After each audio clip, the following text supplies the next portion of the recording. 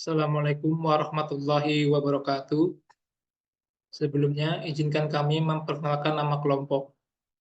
Kami dari kelompok 12 beranggotakan 1. Falak Hidayat, 2. Dahlan Daruqutni, 3. Saya sendiri Muhammad Nur Safaat.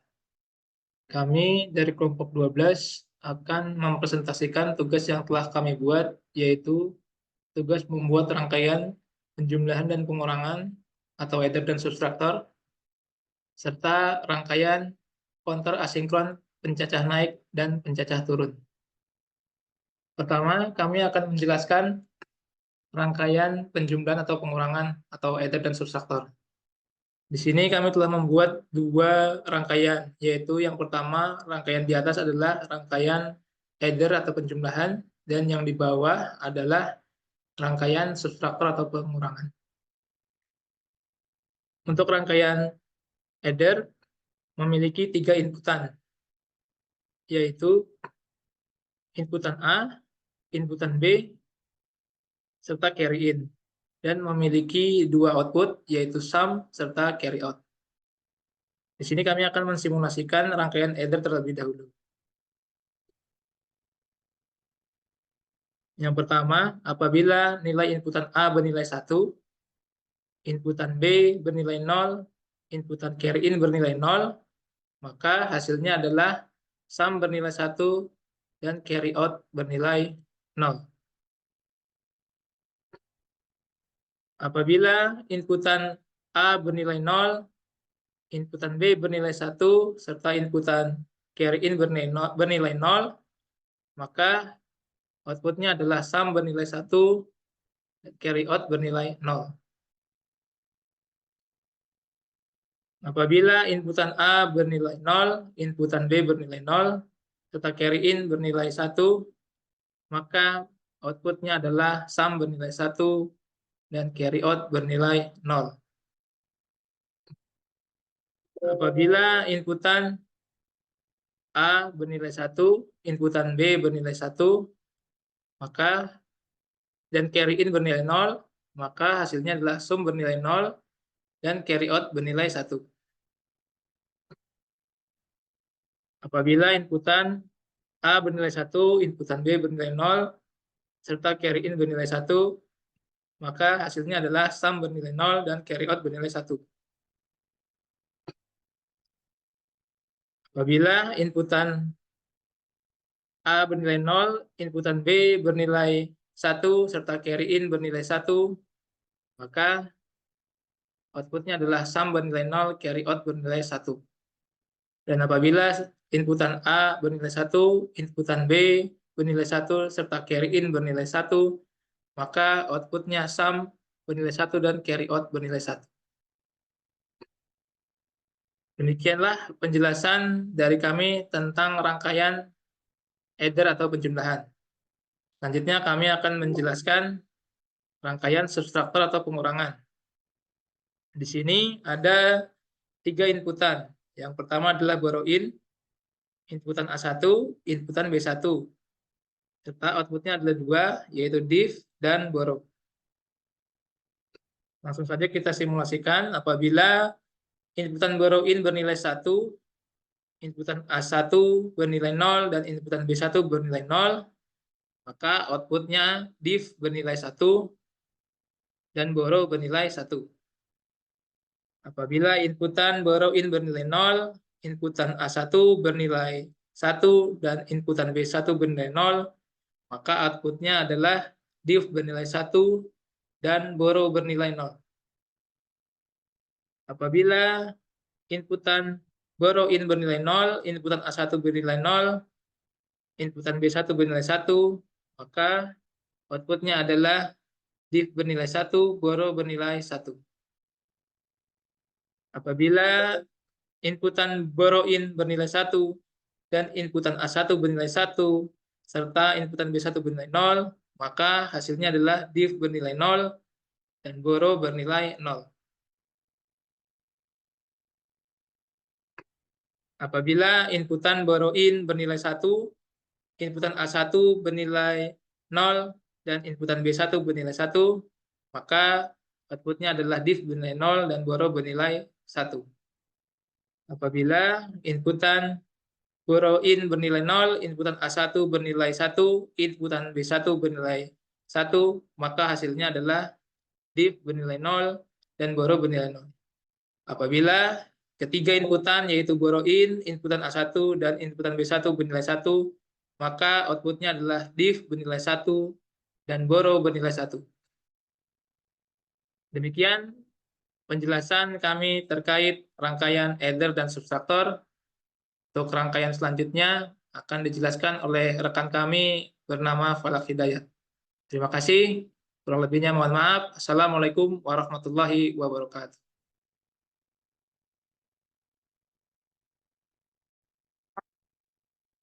Assalamualaikum warahmatullahi wabarakatuh. Saya Falak Hidayat, NIM 22500-15010, kelas PJJ C. Di sini saya akan sedikit menjelaskan tentang apa itu rangkaian counter. Rangkaian counter adalah jenis rangkaian khusus dari register yang biasa dirancang untuk menghitung biner atau menghitung berapa lama jumlah masukan clock untuk setiap masukan yang diberikan. Rangkaian pecah ini dibedakan menjadi dua, yaitu counter up dan counter down. Ada sinkron dan asinkron. Di sini saya akan menjelaskan tentang asinkron. Sebelumnya kita sudah membuat yang namanya rangkaian Proteus. Nah, ini adalah rangkaian Proteus yang telah saya bikin. Nah, sebentar saya akan share screen-kan rangkaian Proteus. Nah, ini adalah rangkaian Proteus yang telah kami bikin sebelumnya. Nah, di sini kami menggunakan clock, lalu ada 8 buah JK flip-flop. Di sini kita menggunakan sinyal J dan K-nya kita beri satu atau kondisi toggle.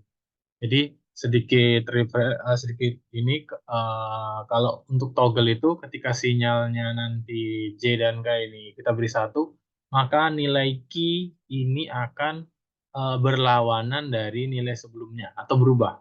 Sedangkan nilai key aksen akan berlawanan dengan nilai key. Seperti di tabel kebenaran JK flip-flop. Nah, di sini untuk nilai waktu akan saya agak lebarkan frekuensinya ya, tidak terlalu lama nantinya. Saya coba kasih di 0,4 mungkin. Oke, agar tidak terlalu lama. Lalu dengan ketika ini dua rangkaian 8 JK flip-flop ini, yang 4 ini akan bisa mewakilkan untuk up counter dan 4 selanjutnya bisa mewakilkan untuk down counter. Jadi yang membedakan up counter dan down counter adalah pengambilan sinyal clock selanjutnya, yaitu untuk key-nya. Nah, ini untuk key-nya ini akan berbeda ya. Yang satunya menggunakan key, yang satunya menggunakan key aksen. Nah, nanti ini kenapa saling berlawanan, itulah fungsinya untuk dia untuk up atau untuk down. Oke, kita akan coba play. Nah, ketika nilai di sini 0, clocknya masih 0 lah. Ketika dia 1, 1, 1, di sini 1. Dia akan berubah menjadi 0 lagi ketika di sini 1 lagi. Jadi ketika 1, 1, 1 dia menjadi 1, ketika dia 1, 1, 1 lagi, baru dia menjadi 1. Dia menunggu sinyal clock ini ya teman-teman. Jadi nilai key ini akan berubah ketika nilai clock ini 1. Nah, ketika clock ini 1 dia berubah. Ketika 1 lagi dia berubah lagi. Nanti dia 0 dia tidak akan berubah. Tapi ketika dia mendapat 1 lagi dia berubah. Nah, seperti ini cara kerja dari clock JK flip-flop ya teman-teman. Begitu pula untuk clock yang di U52 ini, dia mengambil sinyal dari key. Nah, dari key ini mengambil sinyal. Nah, sama ini prinsipnya teman-teman. 1, 1, 1, dia berubah. Jika sebelumnya 1, dia jadi 0. Kalau dia 0, dia akan jadi 1. Ya. Kita perhatikan ya teman-teman. Ini berubah. Nah, berubah dia. 1, 1, 1, dia berubah. Nah, begitu pula yang di sini juga teman-teman sama. 1, 1, 1, dia merah. Nah, nanti ketika di sini menjadi 0, di sini tidak akan berubah, teman-teman. Dia akan menunggu clock itu kembali mendapat nilai 1 atau dia mendapat gelombang sekali lagi atau naik gelombang sekali lagi atau mendapat sinyal ripple lagi, baru dia akan berubah. Nah, kita tunggu teman-teman di sini. Ketika dapat sinyal satu cycle lagi, ketika cycle-nya masuk, satu cycle lagi masuk, baru dia akan berubah lagi. Seperti itu juga yang terjadi di U54 ya teman-teman. Ini sama semua, dan di bawah ini juga sama, cuman dia dibalik. Kita ngambil di key aksen, makanya ini nanti gunanya untuk up atau down. Untuk perhitungan up atau perhitungan down mengambil dari perbedaan sinyal ini teman-teman. Dan di sini bisa sedikit dicoret-coret ya teman-teman. Ini coretan ketika kita menggambar sinyal sederhana dari clock ini. Ini kita anggap begini teman-teman. Kita anggap ini adalah nilai clock. Ini adalah U51, U52, U53, dan U54. Seperti yang saya sampaikan tadi, satu sinyal, nah baru dia berubah. Ketika dia satu sinyal tadi, satu cycle, dia berubah merah kalau di sini, di titik ini dia berubah merah, di titik ini juga dia nilai sebelahnya berubah merah juga, atau menjadi satu. Nah, ketika dia turun menjadi 0, dia tidak berubah teman-teman. Nah, ketika dia sudah satu lagi, sudah full satu cycle lagi, baru dia berubah lagi teman-teman untuk turun atau untuk menjadi biru lagi. Nah, ketika dia sudah merah lagi satu, ketika dia sudah merah lagi satu, satu nih merah set, baru dia berubah lagi satu. Ketika dia merah lagi atau satu lagi, satu cycle lagi sinyal clock masuk, maka dia menjadi nol lagi. Nah, begitu pula untuk yang di bawahnya juga teman-teman. Satu cycle baru dia berubah satu, dapat satu cycle lagi, baru dia berubah nol, dapat satu lagi, baru dia berubah satu. Begitu pula untuk yang bawah, satu cycle dia berubah satu, satu cycle lagi dia berubah nol, satu cycle lagi, satu cycle lagi dia berubah satu lagi. Begitu juga di bawahnya juga sama, satu cycle dia berubah satu, satu cycle lagi dia berubah nol. Nah, dari coretan atau penggambaran gambar sinyal tersebut, kita bisa mendapatkan tabel kebenaran seperti ini, teman. Anggaplah ini adalah clock, ini adalah U51-nya, ini U52 dan U53. Nah, seperti ini. Nah, di sini akan bisa menentukan ya teman-teman ya, di nilai-nilainya ini tadi. Ini ketika clocknya dia dapat sinyal clock, dia di 000 dia 0, ketika 1 dia 1100, ketika 0 110. Nah, ini juga nanti yang akan bisa dikonversi ke bilangan 8421 untuk menentukan ini nilai clock 1, clock 2, clock 3 sampai 15 atau 16 deret. Karena ini kita menggunakan 4 bit. Ya, sekian penjelasan singkat dari saya. Kurang lebihnya mohon maaf. Wassalamualaikum warahmatullahi wabarakatuh.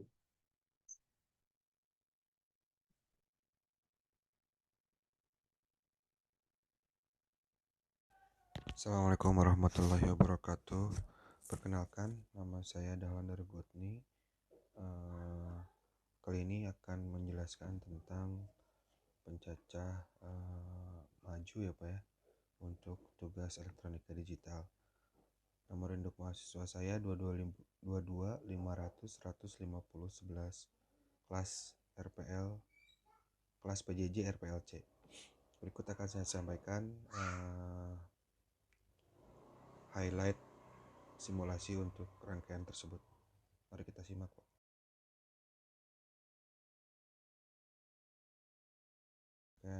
Pencacah maju ini akan ada 4 komponen terkait D flip flop. Sumbernya akan kita buat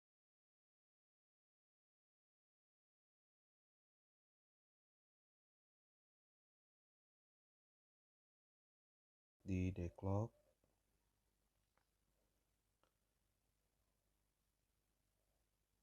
Kita akan pertama menghubungkan clock sumber ke clock D clock yang D flip flop. Yang pin D ini akan kita konekkan ke pin 6.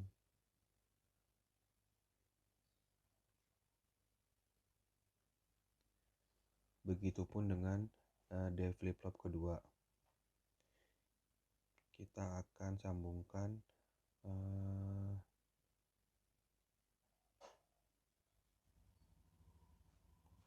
ke arah pin 8 D flip-flop kedua.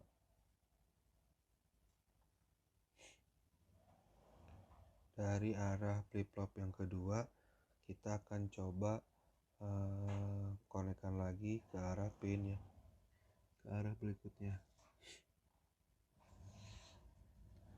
Berulang sampai yang terakhir. Perhatikan penghubungan atau connected dari beberapa komponen di atas.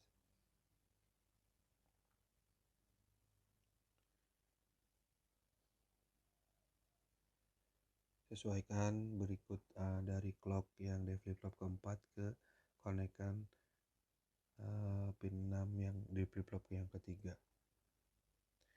Begitu selesai, kita akan mencoba untuk mengkoneksikan IC 7448 ke 7 segment. Pastikan semua koneksinya sesuai dari outputnya IC ke inputnya 7 segment. Jangan lupa ground untuk yang 7 segment. Yang selanjutnya itu menghubungkan input dari IC 7448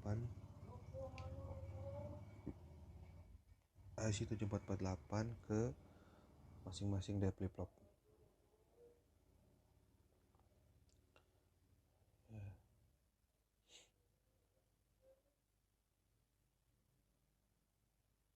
Inputan IC yang pertama akan kita konekkan ke pin yang kedua. Nah, ini D flip-flop yang kedua. Berikutnya akan kita sambungkan juga ke D flip-flop yang ketiga, IC yang ketiga 74HC74. Yang terakhir akan kita konekkan di yang keempat.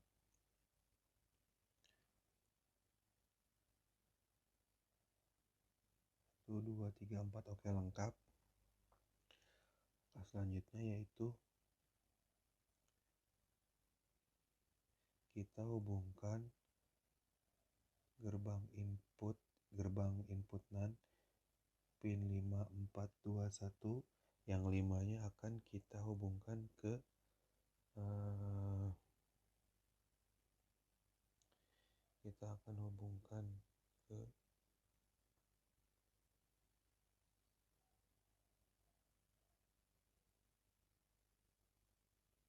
berikut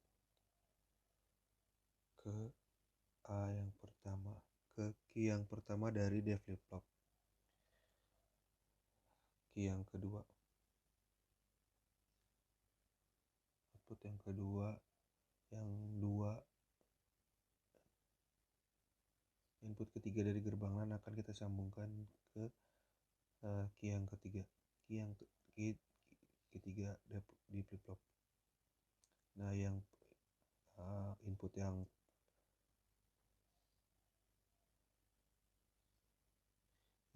gerbang LAN yang terakhir akan kita sambungkan ke key yang keempat, key 4 dari D flip-flop.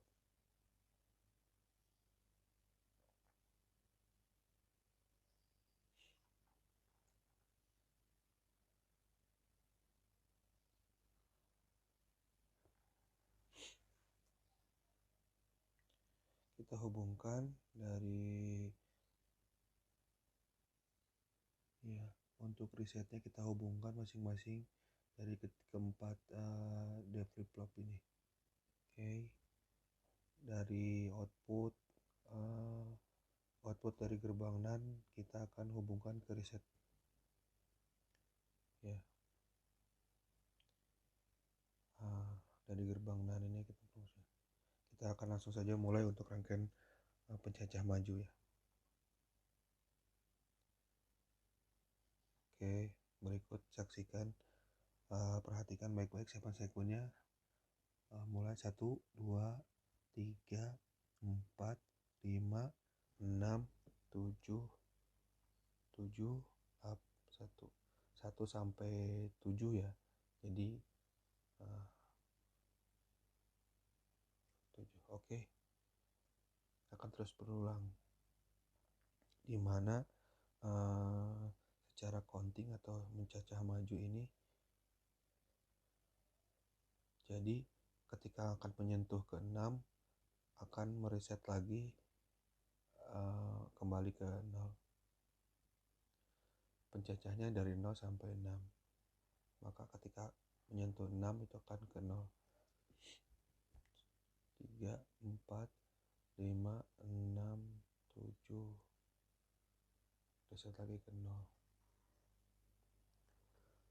Berikut untuk rangkaian pencacah maju akan kita cukupkan sampai sini.